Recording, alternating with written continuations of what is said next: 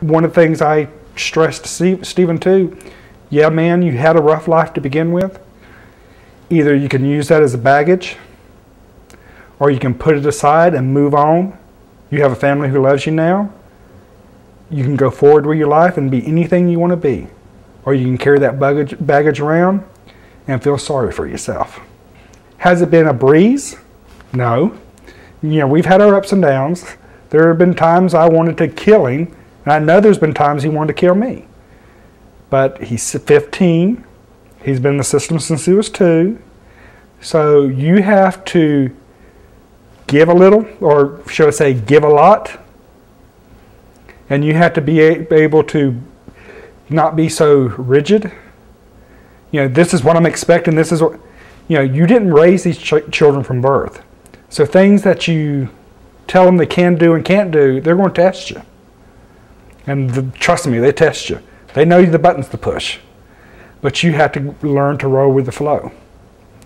Don't sweat the little stuff. Wait for the big stuff to come along. You set down as adults, especially they're teenagers, they think they're adults, and you set the ground rules. Don't be over stringent, and don't be overly strict. As I told Stephen, I'm the hangman. I'm going to give you enough rope to hang yourself. You know, it's like you get this much freedom, and then when you don't abuse that, then he gave me a little more, and then he gave me a little more. The more I can trust you, the more rope I'll give you. And then, you know, now I pretty much, you know, can do what I want as long as, you know, I let him know what I'm doing. You have to go in with an open heart, a willing to be flexible, and with trust, and a lot of love. And it's well worth it. I personally recommend to adopt nothing but teenagers. They're the ones that need it the most. Everybody wants a cute little 3-year-old. I wanted a cute little 3-year-old. But I don't think I could be any more blessed with my 15-year-old that I have, who's now 17, who calls me dad, who introduced me to his friend as dad, who supposedly, from his friend's perspective, you had the coolest dad. I mean, to be the coolest dad, that's pretty good. So the rewards are far better than the worries about it. You have to have trust to make the adoption successful.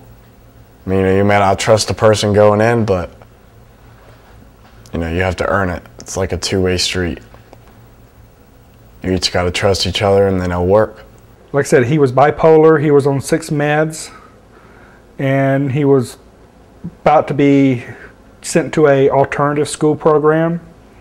As of right now, he's a senior. He's in National Honor Society, straight A's. He's president of 2 of the clubs that he belongs to. He works a part-time job. He's on no meds. His psychiatrist has released him and re-diagnosed him as he no longer has bipolar. And he's just a typical 17-year-old kid that drives you crazy at one moment and, you know, makes you stand in awe in the next. After 40 years of just being, you know, my mom and dad's son, I'm my brother and sister's little brother, I'm so-and-so's friend, to be actually called somebody's dad, best feeling in the world.